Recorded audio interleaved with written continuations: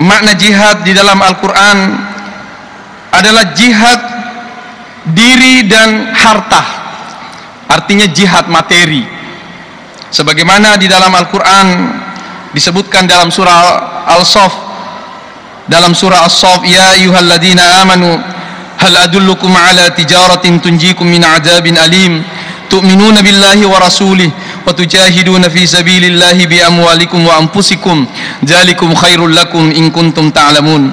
Wahai orang-orang yang beriman, apakah tidak ingin aku tunjukkan kepadamu satu perdagangan yang bisa menyelamatkan engkau dari azab yang sangat pedih? Apa itu? Tu'minuna billah. Di sini Allah Subhanahu wa taala menggunakan kata at-tijarah, perdagangan. Ya, bukankah kita kenal sistem perdagangan? Ya, secara sederhana kalau dia na untung rugi bi. Ya. Berarti kata jihad di sini digandengkan dengan kata tijarah, digandengkan dengan kata berusaha. Ya. Sehingga Allah Subhanahu wa taala mengatakan, apakah tidak ingin aku tunjukkan kepadamu satu perniagaan, ya, jika engkau melakukannya maka engkau tunjikum min azabin alim, engkau terbebas dari azab yang pedih. Tetapi dengan syarat tu'minuna billah, pertama adalah engkau beriman kepada Allah dan Rasulnya, wa tujahiduna fi sabilillah, engkau berjihad di jalan Allah Subhanahu wa taala bi amwalikum. Nah, ini ada ulama tafsir yang mengatakan Allah mendahulukan bi amwal dulu, harta kekayaan dulu, baru wa anfusikum, baru diri. Istri Nabi sallallahu alaihi wasallam, ya, Siti Khadijah, ya, di mana Siti Khadijah dikenal sebagai seorang wanita yang sangat kaya raya ketika dikawini oleh Rasulullah sallallahu alaihi wasallam. Tetapi satu ketika Nabi sallallahu alaihi wasallam merasa terharu melihat kondisi Siti Khadijah yang pakaiannya compang-camping, penuh tepak-tepang. Apa kata Nabi sallallahu alaihi wasallam? Wahai Khadijah, waktu dulu aku mempersuntingmu, engkau adalah seorang wanita yang sangat kaya raya. Tidak seperti ini pakaian engkau. Ya. Apakah engkau merasa merugi mendampingi aku? Hampir habis seluruh harta kekayaanmu itu, hampir habis engkau gunakan untuk mengorbankan untuk dakwah Islam.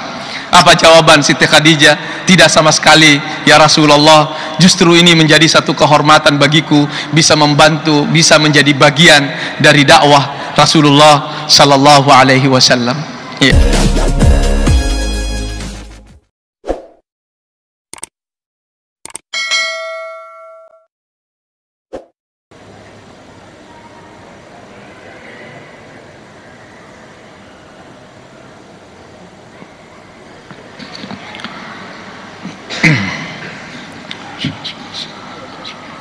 Bismillahirrahmanirrahim. Assalamualaikum warahmatullahi wabarakatuh.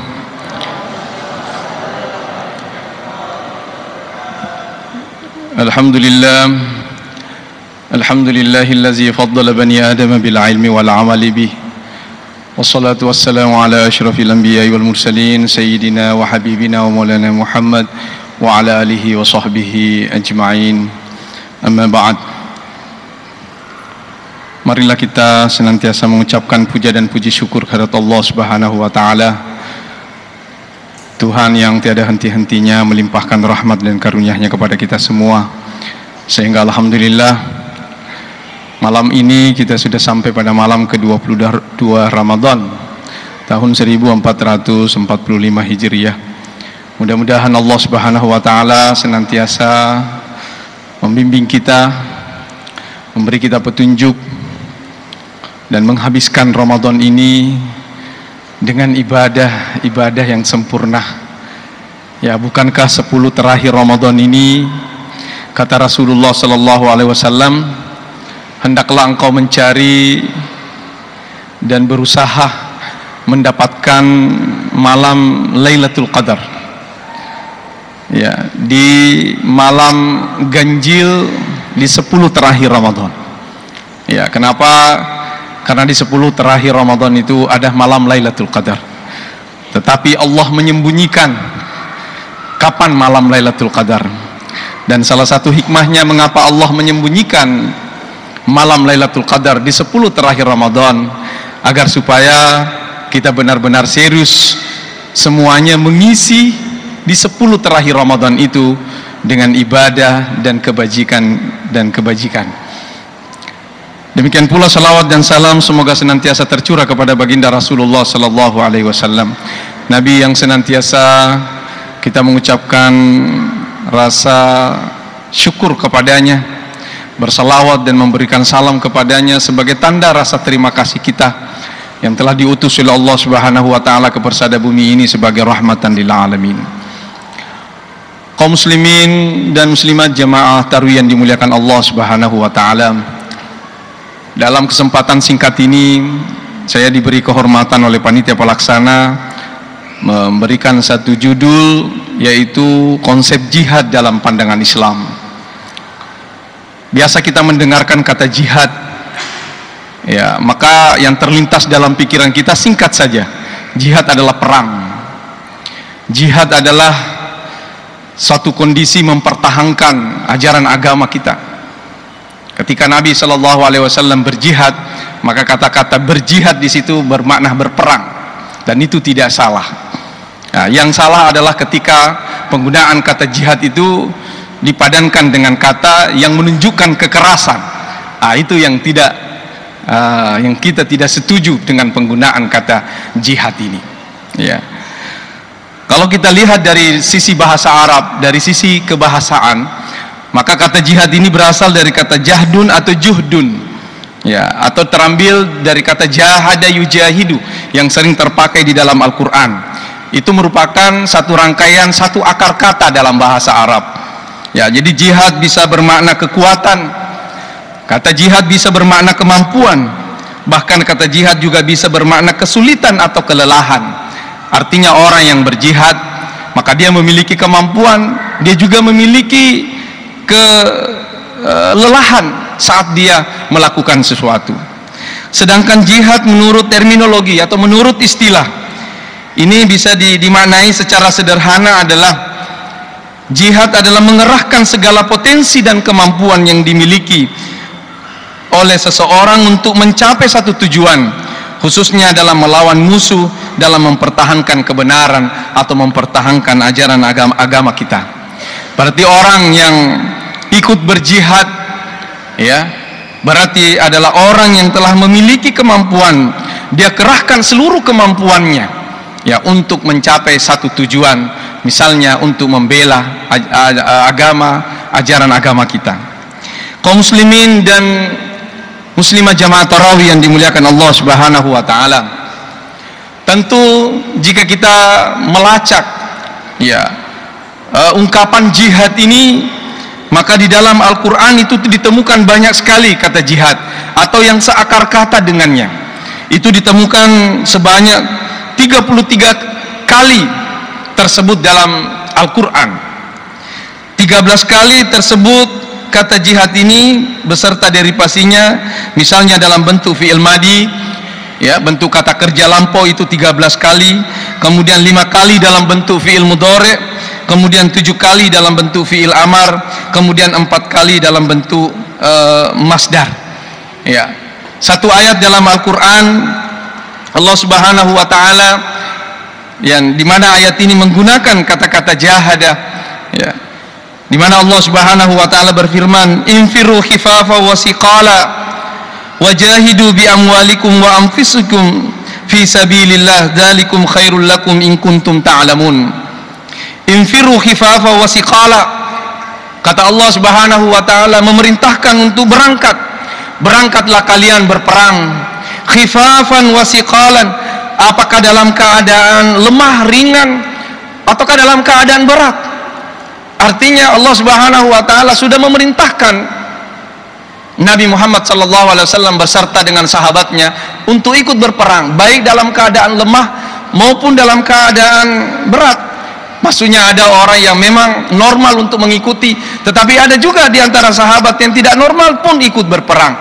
Ya, di antaranya misalnya Ibnul Musayyib, ya, dalam riwayat dikatakan matanya buta sebelah, yang sebelahnya bisa melihat, tetapi dia tetap bersemangat untuk ikut berperang bersama Rasulullah Sallallahu Alaihi Wasallam.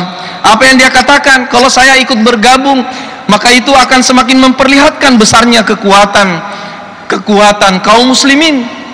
Minimal kalau saya tidak bisa terjun di medan perang, saya bisa menyediakan alat-alat perang, saya membantu secara akomodasi.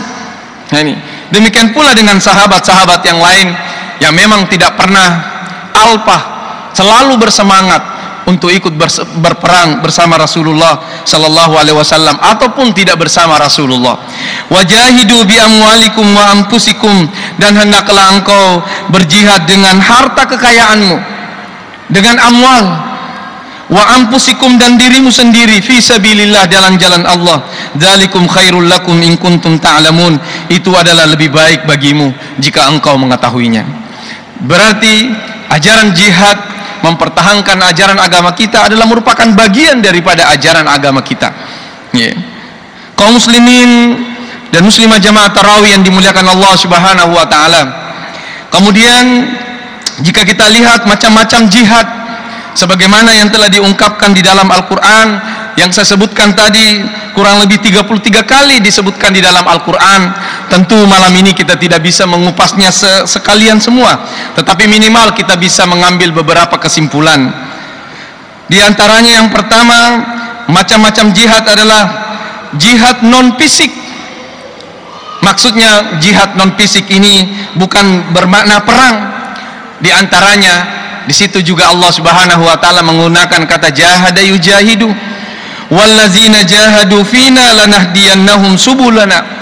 Dan adapun orang-orang yang berjihad bersama kami, lanahdiyannahum subulana, maka kami akan memberikan petunjuk jalan-jalan bersama dengan kami. Artinya Allah Subhanahu wa taala akan memberikan petunjuk bagi orang-orang yang berjihad di jalan Allah Subhanahu wa taala. Wa innallaha lama'al muhsinin, dan sesungguhnya Allah benar-benar akan bersama dengan orang-orang yang berbuat baik. Pada ayat yang lain, pada surah Al-Ankabut juga dikatakan wa man jahada fa innama yujahidu li nafsihi. Barang siapa yang berjihad, maka sesungguhnya dia berjihad untuk dirinya sendiri. Artinya ketika dia mengerahkan satu kemampuannya untuk sesuatu pekerjaan, maka dia juga akan mendapatkan apa yang telah dia usahakan. Ketika ada seseorang menafkahi keluarganya, mulai dari pagi dia keluar tinggalkan rumahnya sampai kemudian dia balik lagi ke rumahnya membawa nafkah untuk keluarganya, maka itu juga dikategorikan sebagai jihad. Dia berjihad mencari nafkah untuk keluarganya. Inilah salah satu maksud daripada ayat ini, wa man jahada fa innama yujahidu li nafsihi, maka sesungguhnya dia berjihad untuk dirinya sendiri. Innallaha laganiyun 'anil 'alamin, sesungguhnya Allah Maha Kaya. Allah Maha Kaya artinya tidak butuh daripada alam semesta ini. Kaum muslimin dan muslimah jamaah tarawih yang dimuliakan Allah Subhanahu wa taala. Kemudian jihad yang kedua adalah jihad fisik, ataukah jihad dalam makna perang, sebagaimana di dalam Al-Quran Allah Subhanahu wa taala perintahkan kepada Nabi Muhammad, yaitu yang tertera dalam surah At-Taubah ayat 73. Ya ayuhan nabi jahidil kuffara wal munafikin wagluz alaihim wa ma'wahum jahannam wa bi'sal masir. Wahai Nabi Muhammad sallallahu alaihi wasallam, hendaklah engkau berjihad, hendaklah engkau memerangi orang-orang kafir dan orang-orang munafik. Wagluz alaihim, dan bersikap keraslah terhadap mereka. Wa ma'wahum jahannam, dan tempat mereka adalah neraka jahannam. Wa bi'sal masir, dan itulah seburuk-buruk tempat. Ayat yang sama juga disebutkan dalam Al-Quran surah At-Tahrim ayat 9. Ayat ini adalah memerintahkan Nabi, artinya selama ini tidak ada perintah yang turun secara tegas untuk memerintahkan Nabi melawan terhadap tindakan-tindakan orang-orang kafir Quraisy. Bahkan ketika Nabi Shallallahu Alaihi Wasallam masih berada di Mekah, bagaimana kondisi kaum muslimin mendapatkan pelecehan, penindasan dari orang-orang kafir Quraisy, sehingga sampai-sampai sahabat sudah ada yang ingin melawan, sudah ada yang ingin berperang, tetapi apa kata Nabi? Isbir, sabaraki, dia bagaga pasuruan Allah Ta'ala, belum ada perintah untuk ikut berperang. Artinya belum ada perintah dari Allah Subhanahu wa Ta'ala untuk meladeni dan memerangi orang kafir Quraisy. Kemudian yang ketiga adalah makna jihad di dalam Al-Quran adalah jihad diri dan harta, artinya jihad materi, sebagaimana di dalam Al-Quran disebutkan dalam surah Al-Saff, dalam surah As-Saff, ya ayyuhalladzina amanu hal adullukum ala tijaratin tunjikum min adzabin alim tu'minuna billahi wa rasulih wa tujahiduna fi sabilillahi bi amwalikum wa anfusikum dzalikum khairul lakum in kuntum ta'lamun. Wahai orang-orang yang beriman, apakah tidak ingin aku tunjukkan kepadamu satu perdagangan yang bisa menyelamatkan engkau dari azab yang sangat pedih? Apa itu? Tu'minuna billah. Di sini Allah Subhanahu wa taala menggunakan kata at-tijarah, perdagangan. Ya, bukankah kita kenal sistem perdagangan? Ya, secara sederhana kalau dia na untung rugi bi. Ya. Berarti kata jihad di sini digandengkan dengan kata tijarah, digandengkan dengan kata berusaha. Ya. Sehingga Allah Subhanahu wa taala mengatakan, apakah tidak ingin aku tunjukkan kepadamu satu perniagaan? Ya. Jika engkau melakukannya, maka engkau tunjikum min azabin alim, engkau terbebas dari azab yang pedih. Tetapi dengan syarat tu'minuna billah. Pertama adalah engkau beriman kepada Allah dan Rasulnya. Wa tujahiduna fi sabilillah. Engkau berjihad di jalan Allah Subhanahu wa taala bi amwalikum. Nah, ini ada ulama tafsir yang mengatakan Allah mendahulukan bi amwal dulu, harta kekayaan dulu, baru wa ampusikum, baru diri. Iya. Berarti berjihad pertama adalah dengan secara materi. Ya, itulah kita kenal ketika Nabi Shallallahu Alaihi Wasallam ingin melakukan perang bersama dengan sahabat, maka dikumpulkanlah dana-dana, dikumpulkanlah materi-materi yang ada di kalangan para sahabat, sampai-sampai ada sahabat yang menyumbangkan semua harta kekayaannya. Di antaranya seperti Abu Bakar As-Siddiq, tidak ada yang tersisa dari harta kekayaannya. Ketika dia ditanya, apa yang telah engkau simpan untuk dirimu? Apa jawaban Abu Bakar? Saya hanya menyimpan untuk diriku dengan Allah Subhanahu wa taala. Artinya dia benar-benar pasrah, sepasrah-pasrahnya. Mengapa? Tidak disisakan harta kekayaannya, semuanya disumbangkan untuk jihad, kemenangan kaum muslimin di Madinah ketika itu. Nah, ini peristiwa ini sangat terkenal dalam sejarah, ya, karena sampai-sampai Allah Subhanahu wa taala memberikan salam kepada Abu Bakar As-Siddiq yang begitu besar pengorbanannya terhadap dakwah Islam ini. Tentu ini menjadi pertanyaan balik kepada kita semua.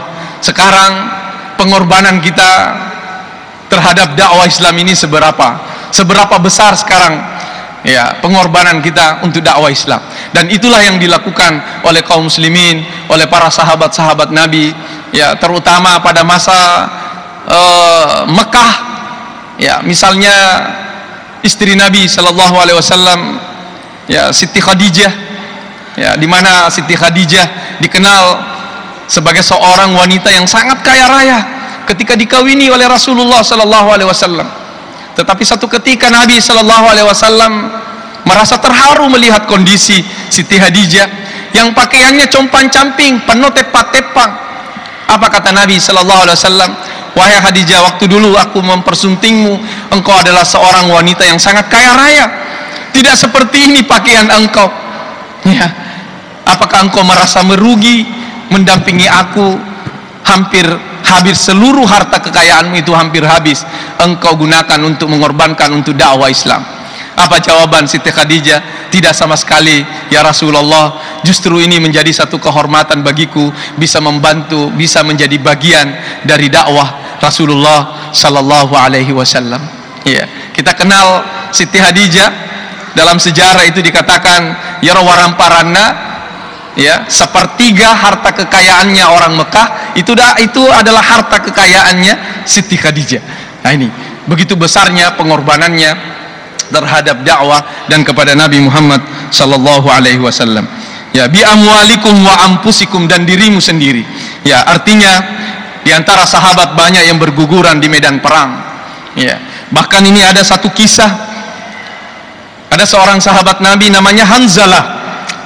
Ya, ini Hanzalah sebelum ikut berperang, dia minta izin kepada Rasulullah. Ya Rasulullah, lo kada lo li secina pamit kepada istri, kepada keluarga sebelum ikut berperang.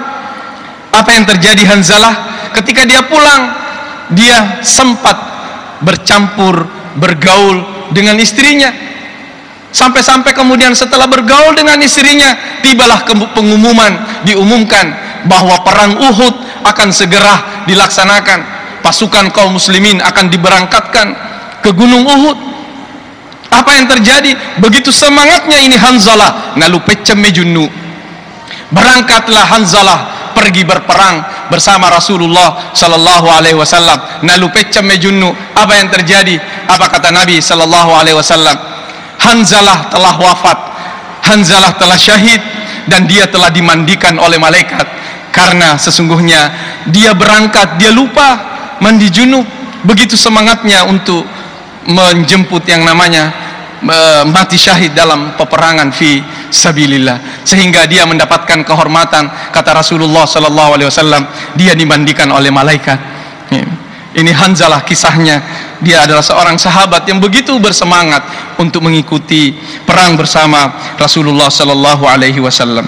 Kaum muslimin dan muslimah jamaah tarawih yang dimuliakan Allah Subhanahu wa taala, tentu kisah-kisah heroik, kisah-kisah para sahabat yang ikut berperang bersama Nabi, saya kira masih sangat banyak yang bisa menginspirasi kita, memotivasi kita. Ya, bisa kita baca-baca dalam beberapa karya-karya tentang sejarah-sejarah sahabat-sahabat Nabi Muhammad sallallahu alaihi wasallam. Kemudian yang keempat, jihad juga di sini bisa dimaknai dengan berbuat baik.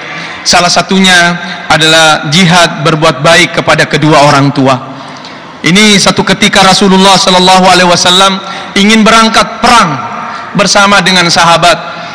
Ja'a rajulun ila Nabi sallallahu alaihi wasallam yasta'zinuhu. Tiba-tiba ada seorang laki-laki yang juga minta izin. Suruh Allah Ta'ala, saya juga mau ikut berperang bersama engkau. Apa jawaban Nabi? Nabi kemudian bertanya, ahayyun walidak? Apakah kedua orang tuamu masih hidup? Tumopina tuamu. Ya, Nabi tahu bahwa orang tuanya ini sudah dalam keadaan tua. Macuani tomatuanna, dia butuh bimbingan, dia butuh arahan, dia butuh pendamping sebagai seorang anak. Apa jawabannya? Qala na'am. Ya Rasulullah, kedua orang tuaku masih hidup. Maka apa kata Rasulullah? Fafihima fajahid. Maka pada diri kedua orang tuamu itu, disitulah engkau berjihad, kata Nabi. Fajahid berarti makna jihad di sini juga adalah bermakna berbuat baik. Apa artinya ini? Orang tua memiliki tempat, posisi yang sangat istimewa, bisa disandingkan dengan berjihad fi sabilillah dalam artian berjihad dalam perang. Artinya anak yang masih mendapati kedua orang tuanya dalam keadaan tua, maka sepantasnya dia meladeni, dia memelihara kedua orang tuanya. Imma yablughanna indak dalam ayat Al-Qur'an itu, wa qadara rabbuka alla ta'budu illa iyyahu wa bil walidaini ihsana. Ya, Allah sudah memerintahkan kepada kita, ya, tidak menyembah selain Allah Subhanahu wa taala, wa bil walidaini ihsana, dan harus berbuat baik kepada kedua orang tua. Jadi itu juga dianggap jihad. Jadi jika sekiranya ada para jamaah yang mendapati kedua orang tuanya dalam keadaan tua, maka yakinlah itu pahalanya sama seperti dengan berjihad berperang di jalan Allah Subhanahu wa taala. Ya. Kemudian yang terakhir, yang kelima adalah berjihad dalam artian menuntut ilmu. Ya, pada hadis yang lain Nabi sallallahu alaihi wasallam mengatakan, ya, man talabal ilma, man kharaja fi talabil ilmi, barang siapa yang keluar dalam niat untuk menuntut ilmu, fahuwa fi sabilillah, maka sesungguhnya dia berada di jalan Allah Subhanahu wa taala. Saya kira inilah yang sempat saya sampaikan, lebih dan kurangnya mohon dimaafkan. Akhirul kalam, subhanakallahumma bihamdik, asyhadu an la ilaha illa anta, nastaghfiruka wa natubu ilaik. Wallahul muwaffiq ila aqwamit thoriq. Wassalamualaikum warahmatullahi wabarakatuh.